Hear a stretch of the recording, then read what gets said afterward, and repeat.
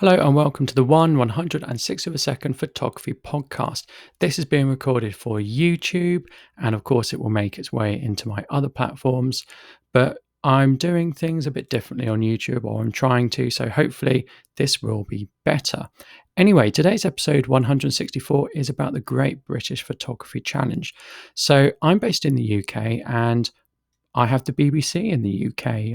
I pay my license fee, I have the BBC, and on BBC4, which is a very good channel, BBC4, you've got the Great British Photography Challenge, and it's hosted by Rankin.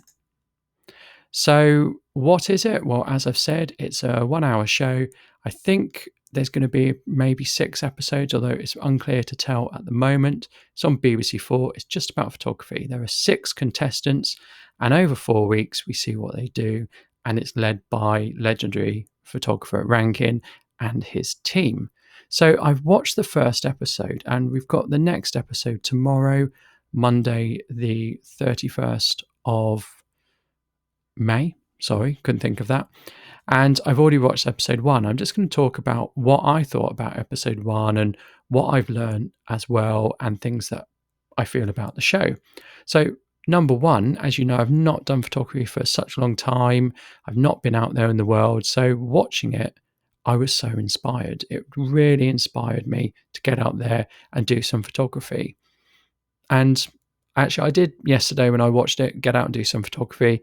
I got out and I used my 360 camera, not because of watching this, but because it was a nice day and I saw something I thought, well, that would look good in 360. So I went out and I took it. Some nice flowers in my garden, and I got quite a good shot. So back to this anyway, it just really inspired me. I found it really inspiring. You could tell they were working in lockdown. They all had their face masks on. They were all socially distant in the production. It was really good. So they started off by doing some photos that described you. And these aren't professional photographers. They seem like hobbyists. And there's Georgie, who's one of the 6 photographers, and I really loved her street images. There's Chelsea, who actually lives fairly close to me, based on the town she's in. And Chelsea, I thought her images looked very film-like. Tyrone, I felt his images were wonderfully abstract, and he's clearly got quite a good style. And Rankin picked up on that, and Rankin sort of said, I hope you don't just keep to the same style. Jackson, his images look very good. Jackson does landscape photography, and I mean this in a good way when I say this. His images look like images I've seen on Unsplash. They have that very sort of Unsplash style. They look very good. I was very impressed with them. And there are 2 other photographers which, after watching the episode, they're starting to slip. There's Paul, who does nature, and there's another lady, I think she was called Jackie, but I just can't remember, or Lily or something. Might be later on in this deck. But anyway, they did this challenge where they had to bring along photos that describe you, and it was mainly about their family and things. And I found that really interesting. It was a really good icebreaker. So they went on to the first challenge. They had to go down to Brighton, and they had to sort of work to a brief, but it was smartphone photography only. And I thought that's an excellent first challenge, simply because it takes gear out of the equation. It doesn't matter if someone's got a DSLR or a certain lens. It doesn't matter, because they had to use their smartphone. It's a great democratizer, as Rankin said.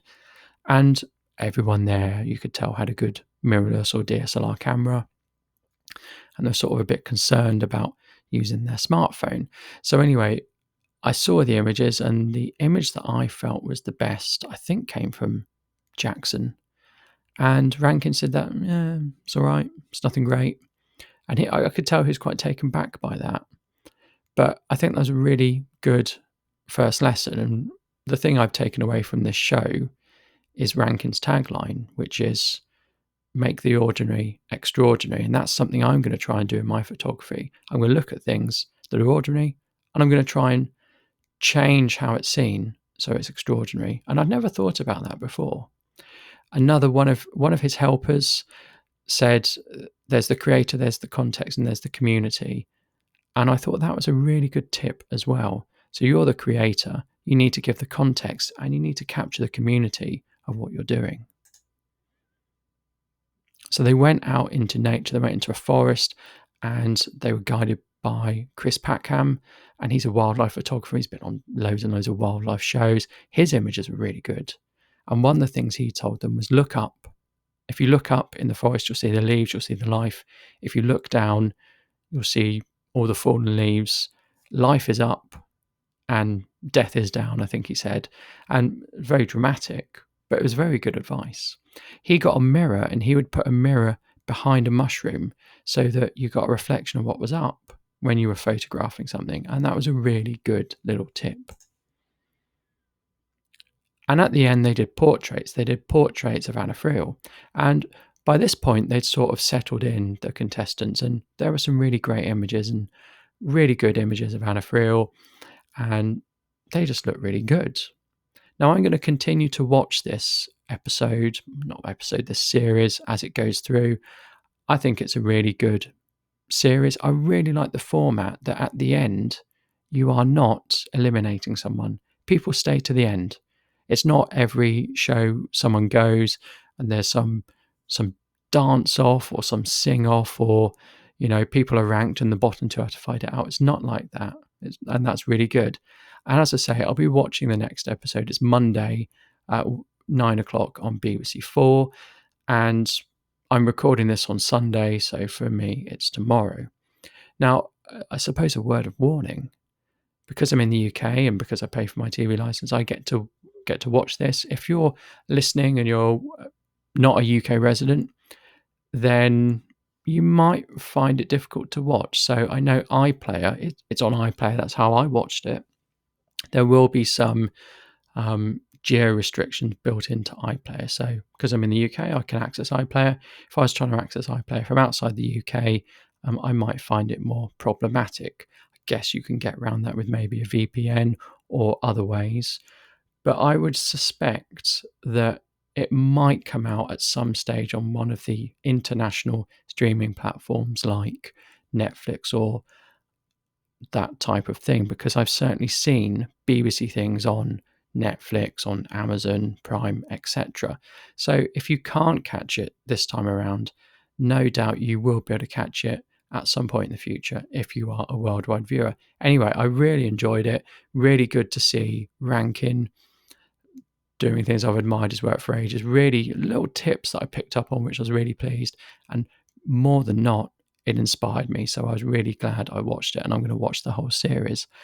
Thank you very much. And let me know what you think of this new YouTube look. Thank you and goodbye.